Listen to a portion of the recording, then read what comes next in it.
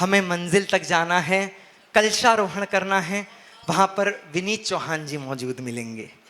लेकिन एक ऐसा मील का पत्थर अभी शेष है जिसके बाद केवल और केवल मंजिल आती है, उसके बाद अन्यत्र कोई मील का पत्थर नहीं आता। सब लोगों ने तिरंगे के पटके पहने हुए हैं, केवल एक भाई साहब हैं जिन्होंने मफलर पहना हुआ है। सर ये मफलर उतार दीजिए, वो अंदर वाला, ये वाला। हाँ, दिल्ली के निकट रहते हैं, किसी को मफलर में देखते हैं ऐसा लगता है धरने पर बैठा हुआ। मैं उनको आमंत्रण देना चाहता हूं जो बौद्धिक स्तर पर इतने बड़े विद्वान हैं। भाई एक तो पानी ऐसा है, जिस धरती से आए वहां तुलसी ने तप किया, जिस धरती से आए हैं वहां कबीर ने अपने आप को तपा, जिस धरती से आए हैं वो विश्वनाथ की धरती होती है, वो काशी की धरती होती है साहब। काशी से हमारे बीच, बनारस से हमारे बीच एक ऐसा हास्य का बड़ा तेवर इस मंच पर है कि जब वो आएंगे और अपनी कविताएं आप तक पहुंचाएंगे, आप लोगों को लगेगा कि वास्तव में मोदी जी की धरती से, मोदी जी के कार्यक्षेत्र से कोई ऐसा व्यक्ति आया है जिसने हम लोगों को अंतर्मन तक उद्वेलित किया, अंतर्मन तक आनंदित किया। एक ऐसा बड़ा रचनाकार जिसके व्यंग आप तक पहुंचेंगे तो आप लोग सोचने के लिए विवश हो जाएंगे, जिसकी हास्य बातें आप तक पहुंचेंगी तो अंतर तक आप गुदगुदाने लगेंगे। ऐसे श्री अनिल चौबे हमारे बीच बैठे हैं, बड़ा रचनाकार है। बड़ी तालियां आहूत करता हूं, पूरा सदन दोनों हाथ उठा करके तालियां बजाए श्री श्री श्री डॉक्टर अनिल चौबे जी। मेरे भाग्य से बचे खुचे श्रोताओं,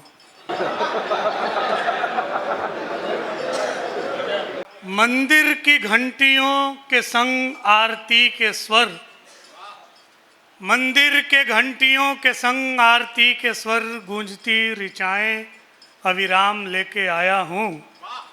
काशी का निवासी अनिल मेरा नाम, मैया यमुना को गंगा का प्रणाम लेके आया हूँ।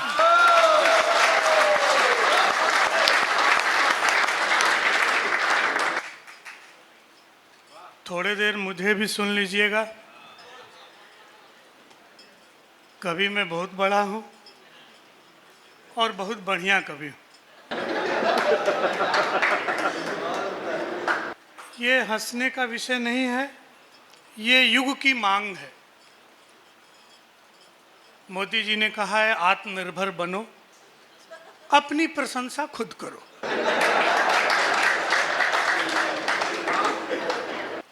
इसलिए मैं बड़ा कवि हूँ और बहुत बड़ा कवि हूँ। 2-4 मिनट सुन लीजिएगा। मैं घर से चला था तो बहुत अच्छा था, मंच तक भी आया तो बहुत अच्छा था। बैठे बैठे तबीयत ऐसी हो गई कि 10 डोलो खानी पड़ेंगे। आगे जो लोग बैठे हैं 10 ठो डोलो, मतलब 2 से तो ये ठीक हो गए, लेकिन हमारी बीमारी थोड़ी लंबी है तो उनको 10 खाने पड़े।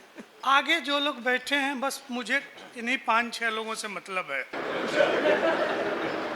पीछे मुझे दिखाई नहीं देता। और आगे लोग, अब कवि सम्मेलन समापन पे आदरणीय अध्यक्ष जी हैं, मैं बीच में हूँ। 2-4-5 मिनट मैं सुनाऊंगा। बस उतने देर के लिए आप कविता न समझ में आए तो भी हंसिए, समझ में आए तो भी हंसिए। इससे जो बाद के कवि होते हैं उनका मनोबल ऊंचा रहता है। वो समझते हैं कि हम भी जम गए और वो काम उनका निकल गया। वरना जिस कवि सम्मेलन, जिस आयोजन को ध्वस्त करना हो, शहर के 30-40 मनहूस चेहरे लाके सबसे आगे बैठा दीजिए। बहुत अच्छा।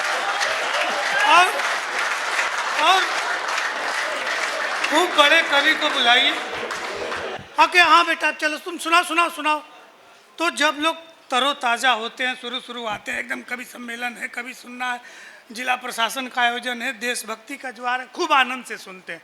अब 4 घंटा बीत जाने के बाद जिस कवि का नंबर आता है, थक तो जाते हैं। उनकी हत्या करनी हो तो वो मनहूस चेहरे बहुत काम आते हैं। और आदरणीय जिलाधिकारी महोदय, किसी कानून में ऐसा लिखा नहीं है कि कभी माइक पे मर जाए तो सुनने वाले पे कोई धारा लगेगी, और हास्य कभी हो तो उन मनहूस चेहरों को देख के मर ही जाएगा, उसको मरना ही पड़। हमारे साथ हुआ दीदी, हमारे साथ हुआ। मैं थोड़ा सा आपको जागृत कर लूं, फिर सुनाता हूं। हम क्या है, हम इतने ज़्यादा देशभक्त हैं कि हमने मोदी जी का चयन किया, देश सुरक्षित हाथों में दे दिया, और तब से निश्चिंत है। हंस रहे, हमको कोई चिंता है नहीं, क्योंकि हमने जिनको चुना है वो सबको मतलब धोते रहेंगे। हमारे कोई सीमा से लेकर कहीं तक कोई चिंता नहीं। हमारे साथ हुआ, भारत सरकार के सांस्कृतिक मंत्रालय के द्वारा हम लोग गए लंदन। तो बड़े बड़े कवि, हम अभी नए थे, शुरुआत हमको करनी थी। लोगों ने क्या किया, 40 अंग्रेज लाके आगे बैठा दिए। कहे पंडित जी जम के दिखाइए, आइए सुनाइए। हमको अंग्रेजी नहीं आती। अच्छा, उनको हिंदी ना आए, हम कुछ भी सुना रहे हैं, मुंह लटका कर बैठे। अच्छा, नीचे संचालक जमो जमो दिखाओ।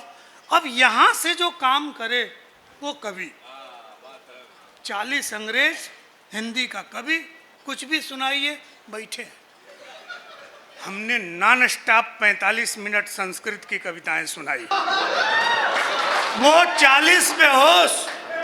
दूतावास ने कहा पंडित जी आपने ये क्या किया, आपकी रचनाएं सुन के 40 बेहोश हो गए। हमने कहा ये जालियांवाले बाग का बदला है। ऐसे दुनिया रहता है। इस तरह से। जा रहे हैं सर, क्या कर रहे हैं?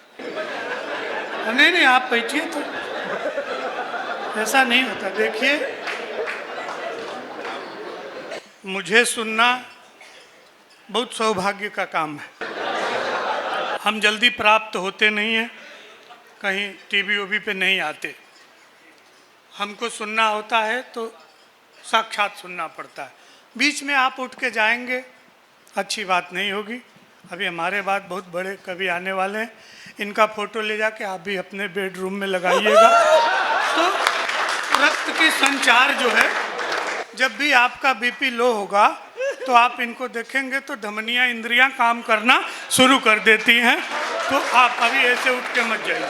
सुनिए, मैं एक दो रचनाएं आपको सुनाता हूँ, और वैसा इस तरह की बहुत सारी बातें मैं कर सकता हूँ और करता हूँ नहीं। ये हेमंत पांडे जी बैठे हैं, तमाम लोग, लेकिन आप थोड़ी सी जागृत हो जाइएगा तो हमारी कविता भी कविता आ जाएगी। वरना हम आदमी कम हैं, कवि ज़्यादा हैं।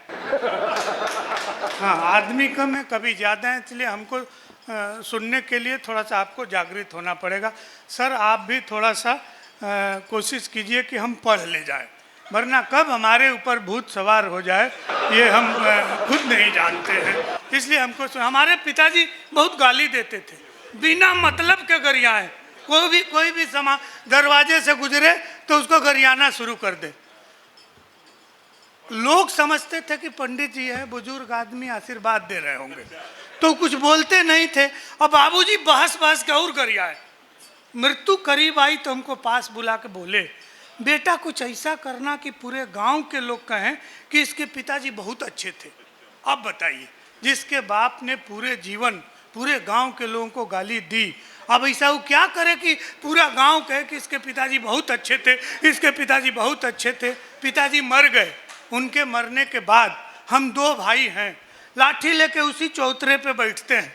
जो भी उधर से गुजरता है दौड़ा के पीटते हैं और गाली भी देते हैं। पूरा गांव कहता है इससे अच्छे तो इसके पिताजी थे जो केवल गाली देते।